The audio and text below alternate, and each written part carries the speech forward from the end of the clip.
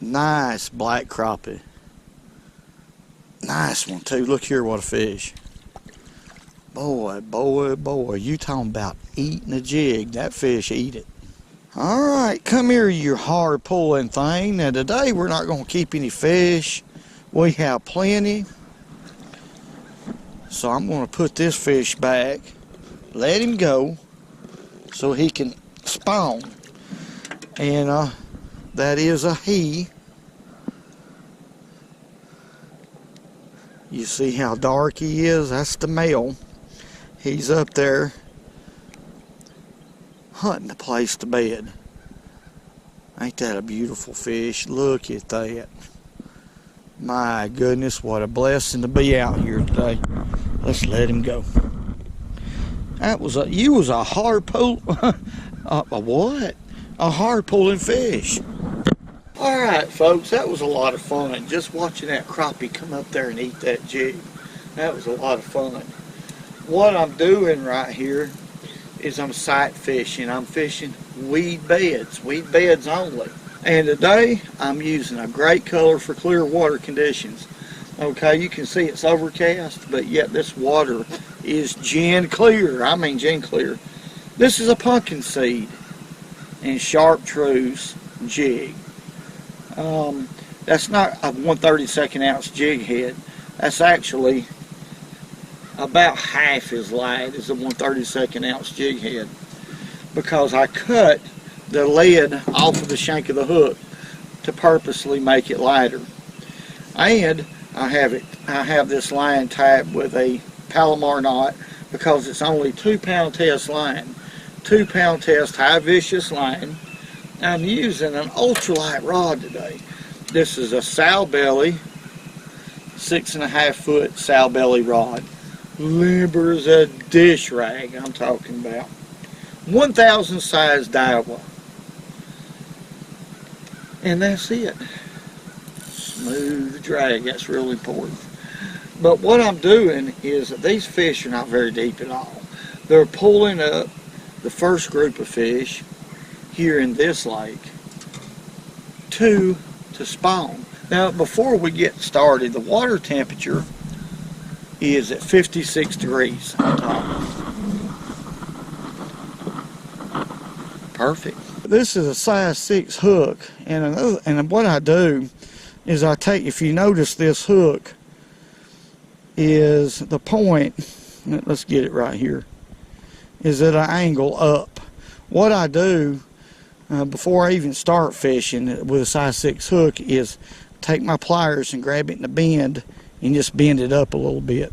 That way the point is towering above the eyelet and you'll get a better hook set. The hook won't slide in the crappie's mouth. It'll make contact right at the hook set. The time you set the hook, wherever that jig is at, is where that point's going to penetrate. That's what I'm trying to say. But let's see if we can catch a crappie. Oh my, that's a good fish right here. Oh my, my, my. I hooked him up here close quarters. There could be some more fish right there too. Man, what a crappie. Look here, what a crappie. My goodness. Trying to shake off. That 2-pound test line's a lot of fun. I was a little bit close to that weed bed, to tell you the truth, as clear as this water is. Kindly lucky to get that bite. Be honest with y'all. That's a pretty crappie right there.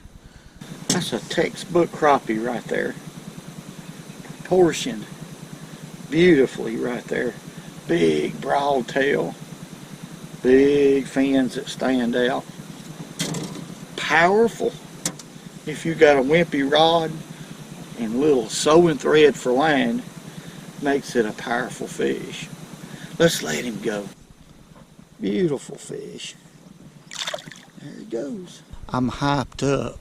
Doggone it, I'm amped up. I am just zomped up. Hey man, whoa.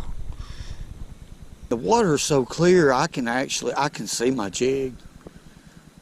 That sharp truce on the back of that pumpkin seed jig enables me to keep up with it.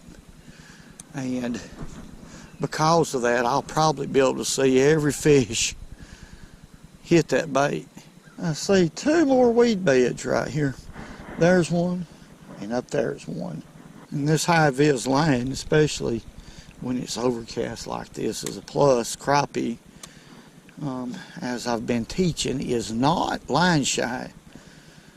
Even in clear water, this high-vis line makes no difference about them biting. I use it a whole lot because it's an advantage to me to use it because I'm a line watcher. I really don't try to feel the fish. I watch the line. Right where it touches the water or slightly above it, I look for the thump, the tick, or ever what you want to call it. I ain't caught one around a tree, but the way that tree looks, it could hold a crappie because it's real close to the weed bed. There he is. I'll be dang, I called that shot. I hadn't been catching them on timber, only the weed beds, but that log, if you notice, folks, is laying parallel with that grass, so there could be some more crappie right there. So that log's in shallow enough water to doggone hold some good fish like this one right here. Come back here, you dead-gone hard pulling thing. That's enough. You're whooped. Okay. Hey, you, stop. Stop. Okay. Look at there. Another big one. Even the outside edge rim of his mouth is black. Ain't that pretty? Now he's hooked pretty good right there. Let's get our pliers so we don't hurt him. Very important not to hurt him. If you're going to put them back, folks. There we go. And when I'm going to let them go, I'm real careful with their jaw right there. See, I've got my finger right here to support that jaw because their little muscles in their jaw right there where it hinges just isn't too doggone strong. You could damage your jaws. There he goes, and keep him from feet. So that's a little tip right there. Here comes the wind, do-do-do-do, it's all right. I tell you, I love these slab tail jigs. Not advertising them. I don't do that. But when fish are a little bit finicky, or you want to slow down to catch them, or whatever the case may be, these are excellent jigs for that. Now, he's tore that up, but I'm going to flip it over here on this side like that so I can catch some more fish. They ain't no need. They ain't never bit of need in wasting. See, I can catch a few more fish like that.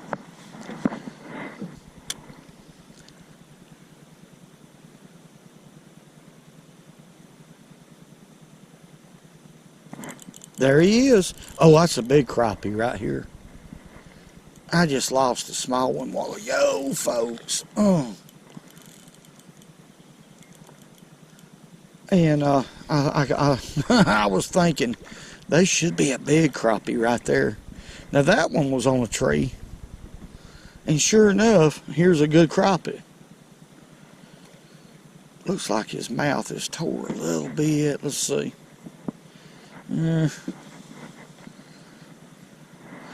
Come on in here.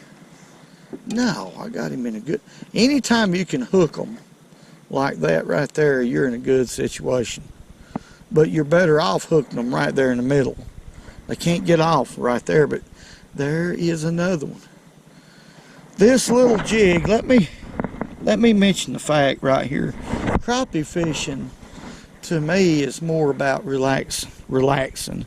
If I relax, not too relaxed, don't get me wrong, but relaxed, not only can I fish all day long without any trouble standing up, even at my age, what I do is I relax and I focus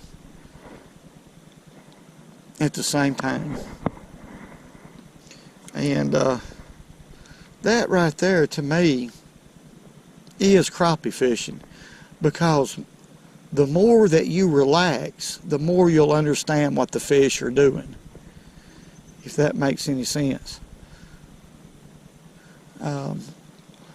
Being hyped up trying to set world records is not crappie fishing. Not at all. You'll catch more fish, in my opinion, by relaxing and enjoying the day and focusing on what you're doing. You can multitask in life to enjoy it, folks.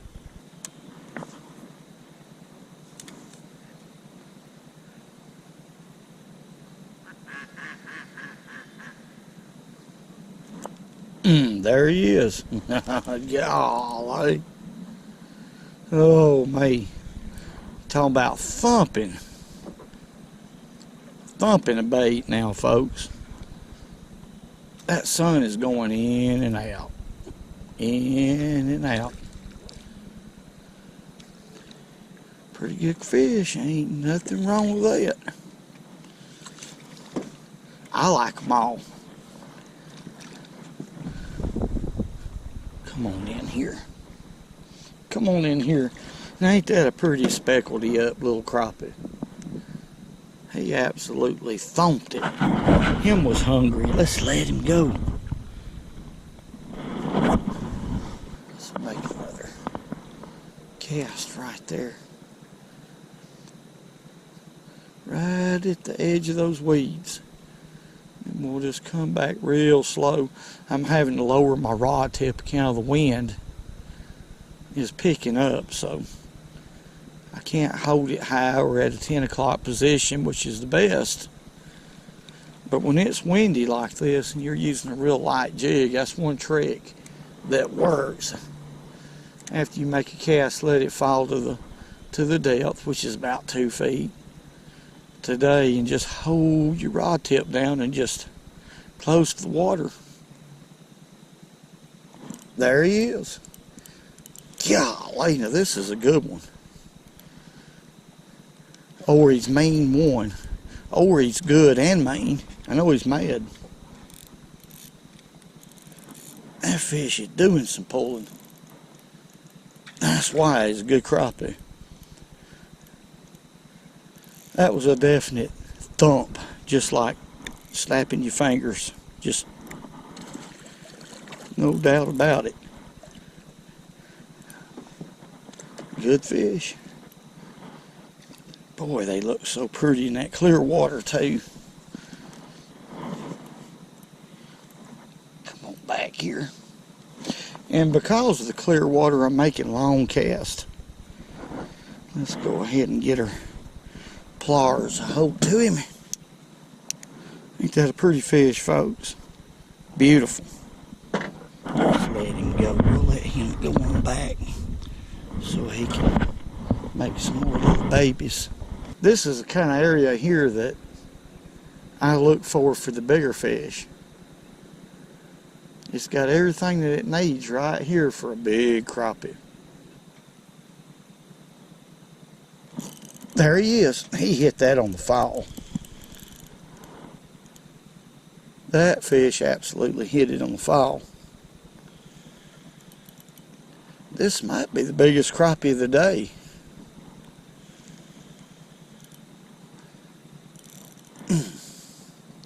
What a swirl. Sun's out. We can really see him right here. See how pretty that is? See how they shake that head? They're trying to shake that jig. Sometimes they do. He's done tuckered. Still trying to shake. They don't like that jig in their mouth. And they'll shake it out. That's a good one. Look here. That's a big one. Look at there. That is the big fish of the day. That's the kind of crappie I like to catch. I like to catch them all, but from that size and bigger, they pull. Looky here, folks. That's a good, solid fish right there. I'm going to name him Stumpy. And I'm going to tell you, this color right here, I've thrown several colors. This is the color for the day. That's it. Let's let him go. Golly, that's a good quality fish right there. There he goes. That water's so clear you can see him go down 8 feet. Well, folks, that was a very enjoyable trip. In fact, these were the easiest crappie I've ever fished for. This lake is full of crappie, easy to catch. It'd be a great place to bring your kids, your woman. It's just a great place to fish. I want to say God bless each and every one of y'all. Thank y'all for all the great comments. And, hey, oh, that adrenaline is so strong. Sometimes I just, screaming would not be enough. Okay, I'm gonna contain it.